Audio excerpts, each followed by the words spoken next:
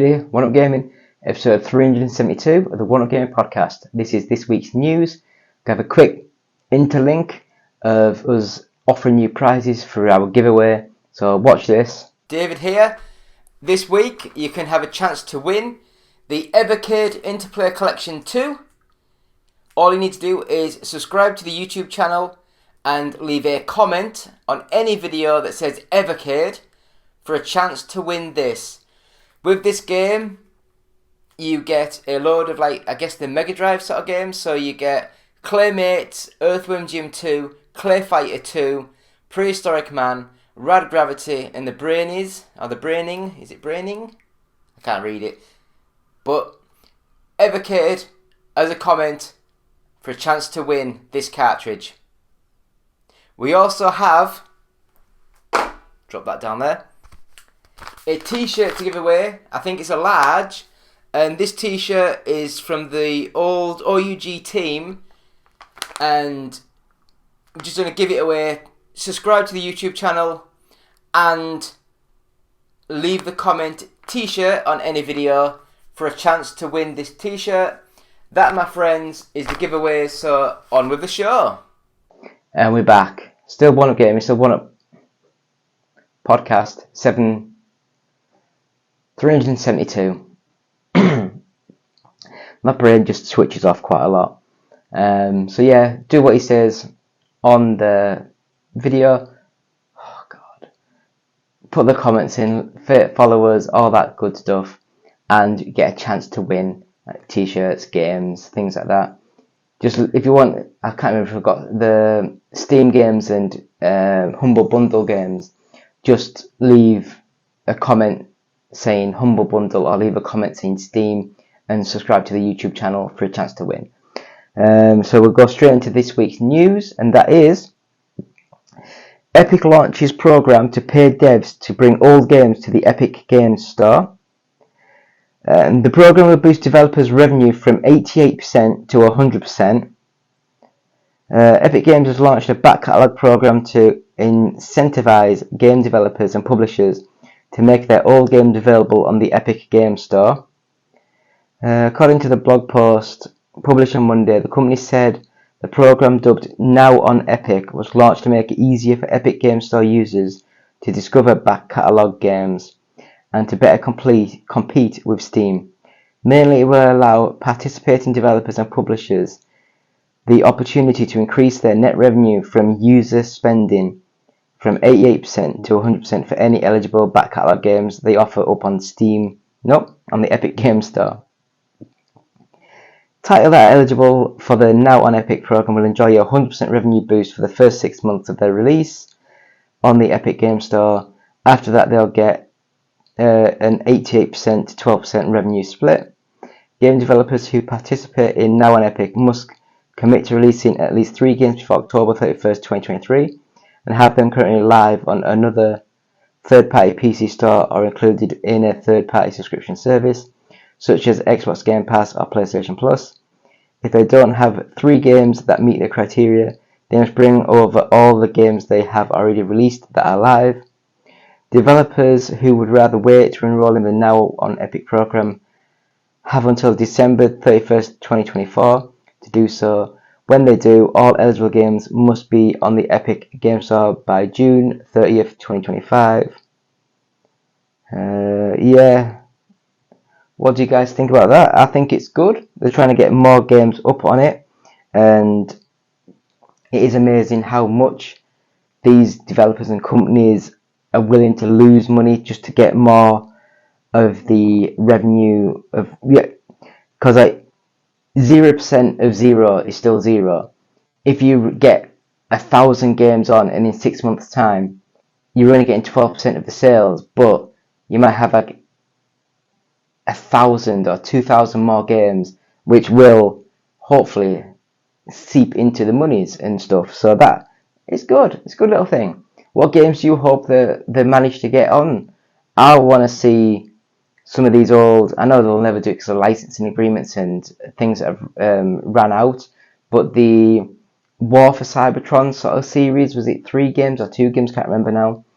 the Transformers games that were made by High Moon Studios. Mint games, I loved them so much. So we'll go into the next bit of news, and that is the internet is divided on Rick and Morty's new voices, especially Mr. Poopy Butthole.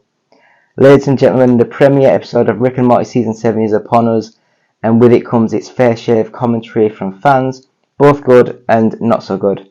Needless to say, folks have been waiting with bated breath to catch an earful of the series' new lead voices, which debuted.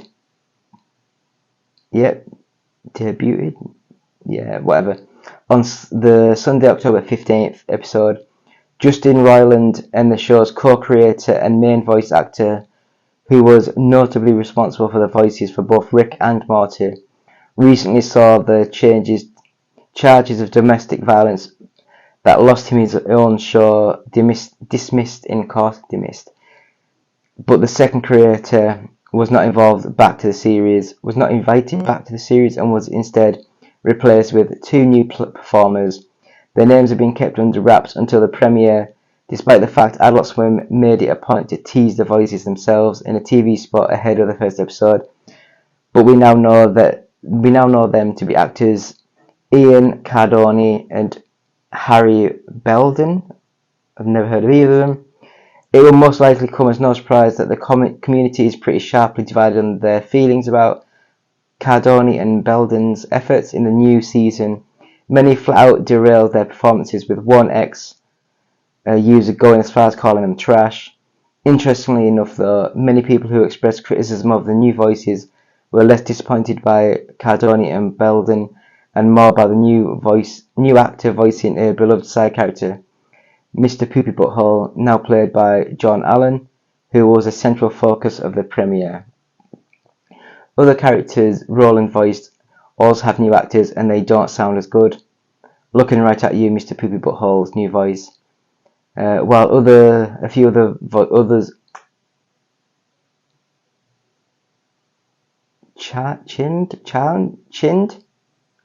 chimed the voice artist, no idea, as sounding horrible and awful. One ready to observe that PB's voice sounded the most off of any of the new voices. Others scorned the series altogether. That new episode of Rick and Morty was nearly unwatchable. I guess that show is dead. Another ex made a bold claim. This is the worst Rick and Morty episode of all time. Perhaps worse than being hated, though, is being mid, and there were many fans who weren't wowed either way. The new voices are fine, but new Rick and Morty continues to be just incredibly mediocre at best. Kind of meh season opener. I don't know. I used to love the Rick and Morty sort of stuff. I guess I'll give it a watch and see how it develops, evolves. So we'll give that a go and see what it sounds like and how it looks. Like I say, I watched the trailer, the teaser for it, and it sounded a little bit different. But if it wasn't told, I wouldn't have known. So I'll go to the next bit of news, and that is Analog 3D announced enhanced console will play every N64 game in 4K. Analog, the hardware company known for creating sleek and modern takes on classic game consoles and handhelds, has announced that its next project will be a modern spin on Nintendo's iconic 64-bit era console. The Analog 3D is essentially the most advanced version of the Nintendo 64, featuring 4K resolution, which Analog's Christopher Tabor says allowed the company to create incomprehensibly profound original display modes. I have no idea what any of that means. Analog 3D will also include support for wireless Bluetooth and include 4 original style controller ports, meaning you can dust off your wired N64 controllers and play your favourite N64 games the old-fashioned way. The company confirmed that it has partnered with gaming maker 8-Bit Do to make a wireless controller for the console. Unfortunately, Analog did not share a look at the console or controller. However, it provided a teaser image for both products, which you can check out in the gallery. The controller just looks like a knockoff Switch Pro sort of controller. As expected, the Analog 3D will feature 100% compatibility for every N64 cartridge regardless of region, but it will not play copyrighted ROM files, nor will the device include support for OpenFPGA, a software available on the Analog Pocket that was designed to preserve video game history. The announcement is a pleasant surprise for Analog, who previously made modern takes on the SNES, Sega Genesis, and Game Boy. The N64 was a beloved console when it was released back in 1996, while Nintendo has never made a miniature-style console akin to the SNES and SNES Classic. The company did announce Switch Online Plus expansion pack, allowing players to play from a catalogue of emulated N64 games such as Star Fox 64 and Pokemon Stadium. Nevertheless, there have been no modern devices that would allow Nintendo fans to dust off and play their favourite N64 game cartridges natively, while only other option to play N64 games on a CRT TV or find a HDMI adapter compatible with the N64 console. Analog 3D is launching sometime next year. What do you guys think of that? Don't get me wrong, I loved the N64. I was more of a PlayStation kid myself. I've never been a massive fan of Nintendo. I don't like a lot of the stuff they do, but we'll sort of see what happens. Please leave comments, see how you guys think. So we'll go to the next bit of news, and that is Cities Skylines 2. The dev admits there are performance issues, and they will launch the game anyway. The developer and publisher of Cities Skylines 2 has admitted the game's performance isn't up to scratch, but insisted they will launch the hotly anticipated City Builder on PC as planned on October 24th. Developer Colossal Order and publisher Paradox issued a joint statement to fans left concerned after Cities Skylines 2 minimum and recommended specs were raised. Cities Skylines 2 is a next-gen title and naturally demands certain hardware requirements. With that said, while our team has worked tirelessly to deliver the best experience possible, we have not achieved the benchmark we targeted. While it's highly unusual for a developer to issue a warning about an upcoming game's performance, Colossal Order said it took this decision because we've always believed in transparency. Even with these potential performance issues in mind, Colossal Order said it will release Cities Skylines 2 next week, hitting the current release date. We still think for a long time of the project, releasing now is the best way forward. We are proud of the unique gameplay and features in Cities Skylines 2, and we genuinely believe that it offers a great experience that you will enjoy. Continuing to improve the game over the coming months. Blah blah blah blah. It won't come out on the Xbox and the PlayStation 5 till next year. I think it's like October. No.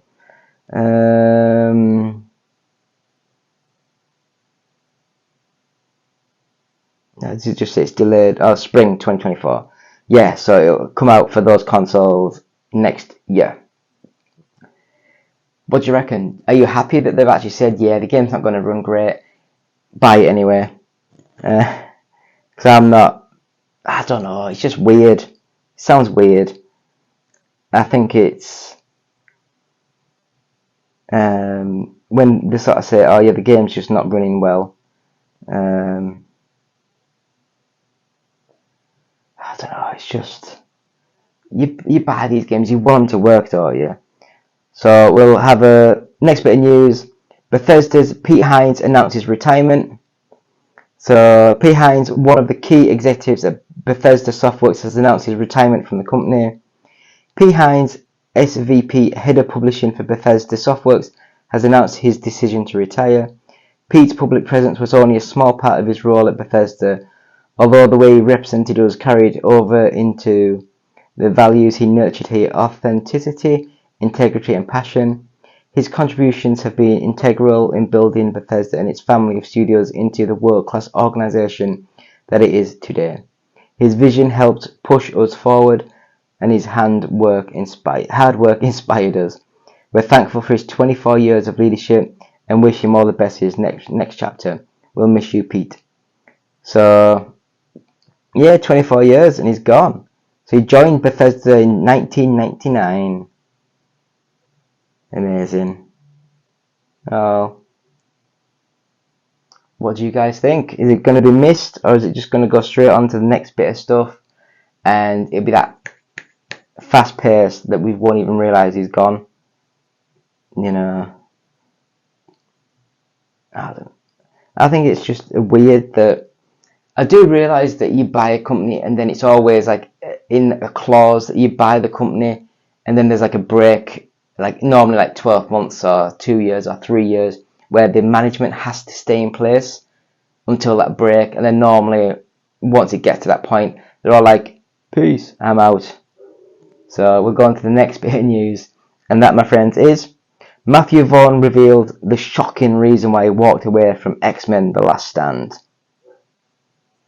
Appearing at a New York Comic Con, Matthew Vaughn revealed that he walked away from the X-Men Last Stand in the mid-2000s because of a fake script an executive allegedly planned to use to trick Halle Berry into starring in the movie. I went into one of the executive's offices and I saw an X3 script, and I immediately knew that he was a lot fatter. Vaughn, who's famous for helming Kick-Ass and the Kingsman movies, said, as reported by The Hollywood Reporter, I was like, what the hell is this draft? He went, don't worry about it, and now I'm like, no, I'm the director, I'm worrying about this draft. He wouldn't tell me, so I grabbed it, literally. It was like a crazy moment. Opened the first page and it said Africa, storm, kids dying in no water, kids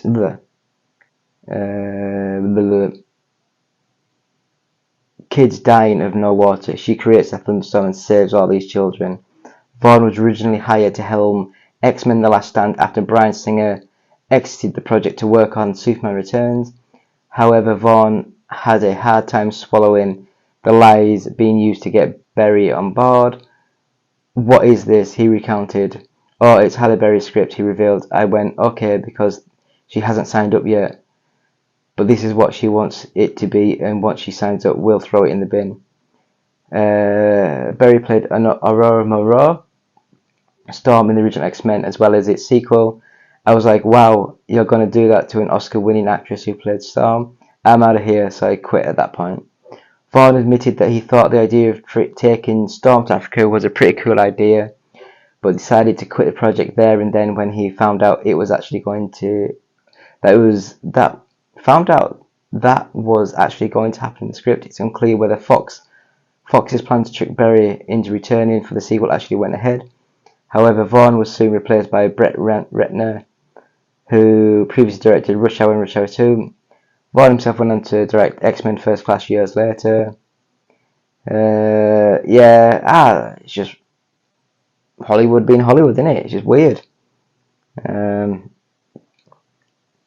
But what are you going to do?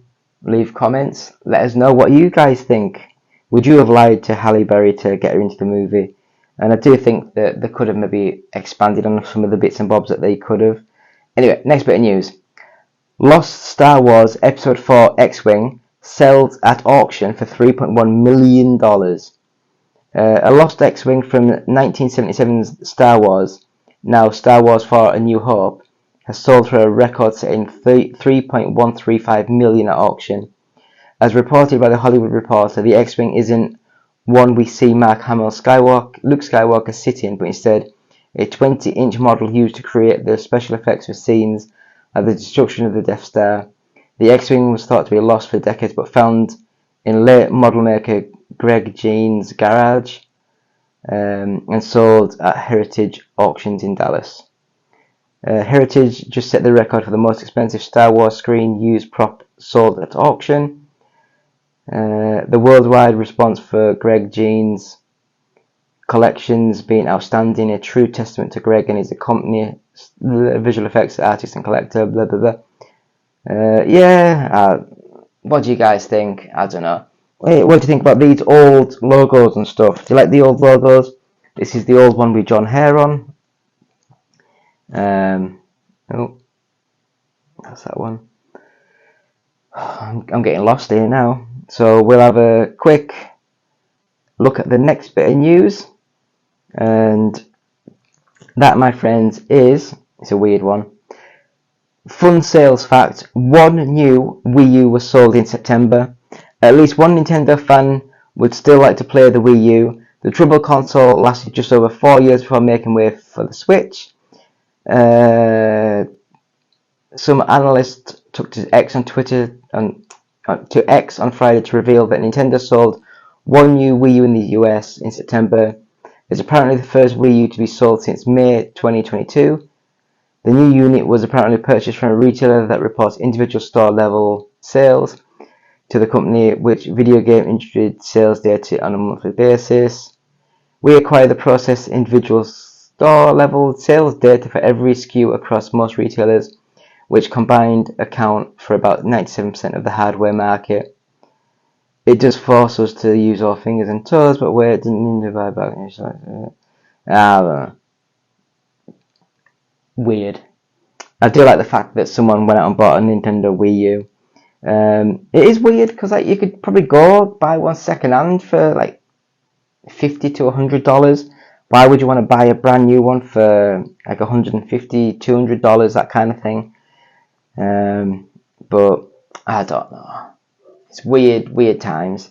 So the last bit of news we've got now is this is the list of the biggest franchises Xbox now owns after acquiring Activision-Blizzard. So let's go through some of the stuff. So here's a full list of major Activision-Blizzard games. So Activision, Call of Duty, Crash Bandicoot,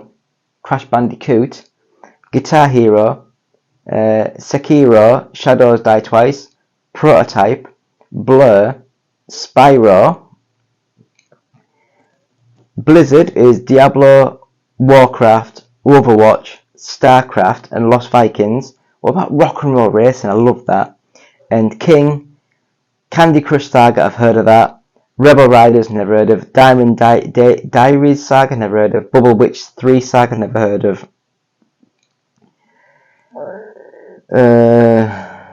Yeah, I think it's pretty funny that Microsoft's bought all these sort of weird things. What do you guys think? Please leave comments. Are you a PlayStation fanboy? Are you pissed off that Nintendo and all this stuff that's happened, the fact that Microsoft have bought this? Are you going to be happy when Call of Duty comes up and it's got like Xbox Game Studios logo at the beginning of the game? I think it'd be quite funny. But yeah, so that's the news from One Up Gaming for this week's podcast, episode 372. David here. Thank you for watching. Have a quick break now, and we'll come back with this week's UK Top 40. So have a quick break, and we'll be back in a few seconds.